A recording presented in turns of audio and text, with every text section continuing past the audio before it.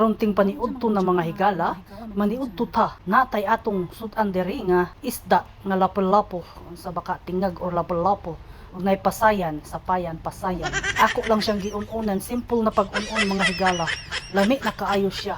Lami kayo ning isda ang mga higala kay busok kaayo ang iyang unod. Pareho ka busok sa unod sa inyong kumpari. Aw naunsa ba di ay to? Pasensya na mga higala kay si pari na apil dinhi. Dapat dili nato i-apil si kumpari dinhi ang pagkaon ng atong giisgutan dinhi mga higala. Lami kaayo ang kaon ni dunya. Sama kalami sa iyaha. Aw charot-charot lang mga higala. Pero pwede ra pud gihapon nga dili ra charot-charot kay tinuod man pud nga lami kaayo. Aw pero lami gyud kaayo ang akong kaon dinha mga higala, labi na ng prawn aw hipon kay ako gyud ng paborito mga higala. Dili jud ko na ibaylo sa akong bana. Siguro mga higala, dili man lang akay ako lang ang gilamian anang hipon. Siguro paborito pud na ninyo mga higala. Na kong bakakon kung dili ba tinuod. Di ba paborito na ninyo? Mas paborito pa man gani siguro na ninyo kaysa inyong bana.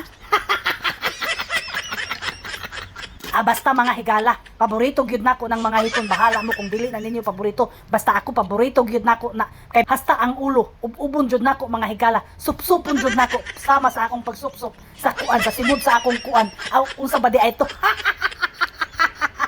Aw pastilan mga higala. Nganong may simod naman pud nga naapil din ni oy. Aw simod ra di ay sa isda ang akong gipasabot mga higala oy. Nagsigi kog habhab diha mga higala. Nikalit og abot ang akong bana. Unsa daw ang akong giyaw-yaw? Og niya hinay-hinay daw kog kaon anang hipon kay ang akong kolesterol. Unsa ang pag-undang ni ana mga higala nga lami bang kaayo ang hipon? Paborito gud nato na mga higala no. Tanawa mga higala tungod sa kaharap na buko Ginoo ang iyang hipon. Nasamit ang bukog. O tuod mga higala no. Nakalimot kong istorya nga paborito po di ay nanako ng ulo sa isda mga higala. So maora to no. Thank you for watching. Bye-bye.